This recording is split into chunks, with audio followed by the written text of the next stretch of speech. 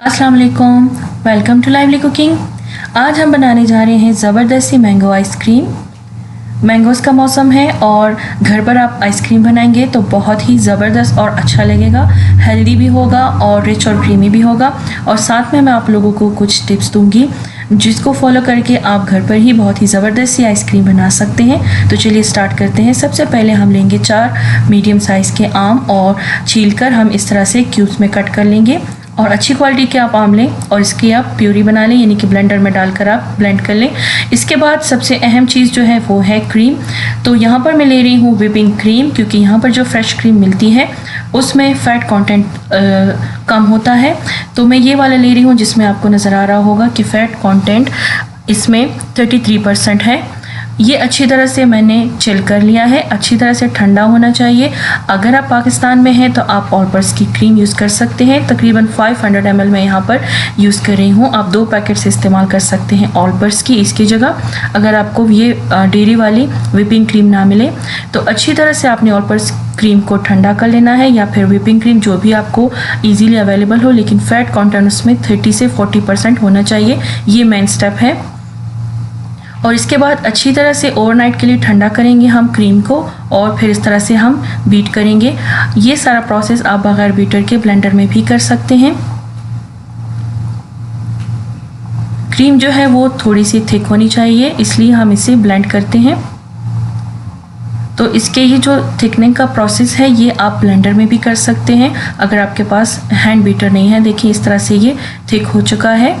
अब हम इसमें आधा कप कंडेंस्ड मिल्क शामिल कर रहे हैं। ये भी बहुत ही इजी है बनाना।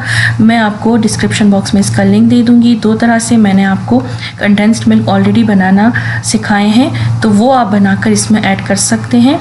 आधा कप मैंने इसमें कंडेंस्ड मिल्क शामिल किया, और जो मैंगोज़ हमने स्टार्ट में कट करके रखे हुए थे वो हमने बिना पानी के ऐसे ही हमने ब्लेंडर में ब्लेंड कर ली और उसकी प्यूरी हमने बना ली।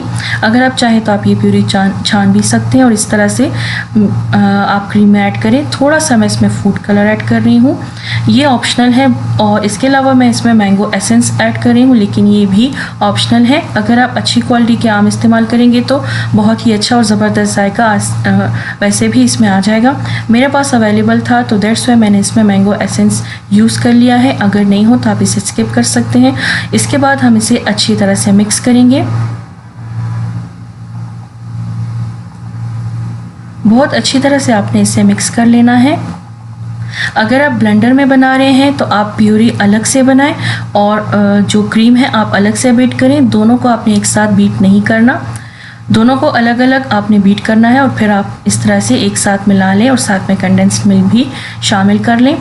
इसके बाद हम इसे एक प्लास्टिक कवर से इस तरह से या प्लास्टिक रैप से इस तरह से कवर करेंगे, और इसके बाद कम से कम 6 घंटों के लिए हम इसे फ्रीज़र में रख देंगे।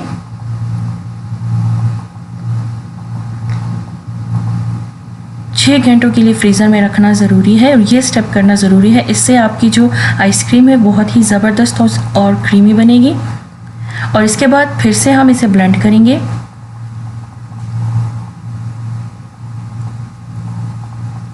मैं यहाँ पर इसे 3 घंटे बाद ही ब्लेंड कर रही हूँ, क्योंकि ये स्टेप मुझे अपनी वीडियो में शो करना था और मेरे पास टाइम नहीं था, तो मैं 3 घंटे बाद ही इसे ब्लेंड कर रही हूँ। लेकिन आपने इसे 6 घंटे के लिए ही फ्रीज़ करना है, और इसके बाद ब्लेंडर की मदद से या फिर फोर्क या फिर चम्मच की मदद से अच्छी तरह से अगेन मिक्स करके इस तरह से एयर टाइट कंटेनर में ऐड करना है।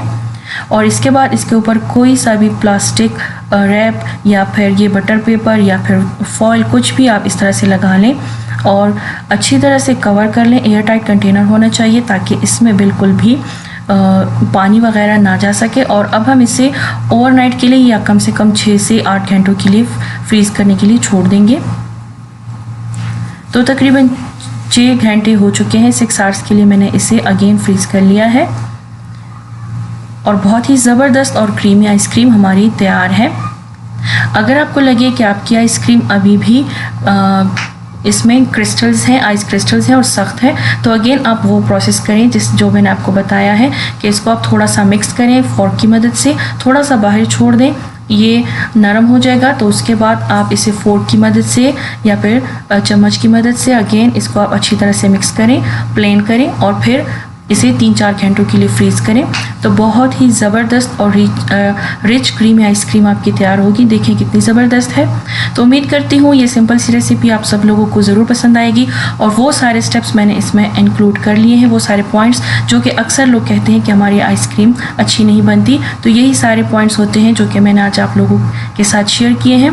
तो उम्मीद करती हूँ ये सारी रेसिपी आप लोगों को ज़रूर पसंद आएगी। अगर पसंद आए तो उसे थम्स अप दीजिए और शेयर कीजिए अपने फ्रेंड्स एंड फैमिली के साथ। और अगर आपने अभी तक मेरे चैनल को सब्सक्राइब नहीं किया तो मज़ीद टेस्टी और ईजी रेसिपीज सीखने के लिए मेरे चैनल को ज़रूर सब्सक्राइब करें।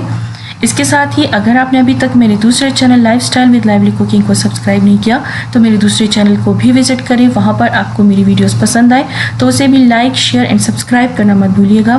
मिलती हूँ नेक्स्ट वीडियो में नेक्स्ट रेसिपी के साथ। तब तक के लिए मुझे इजाज़त दीजिए। दुआओं में याद रखिएगा। Thank you for watching. Take care. Allah हाफिज़।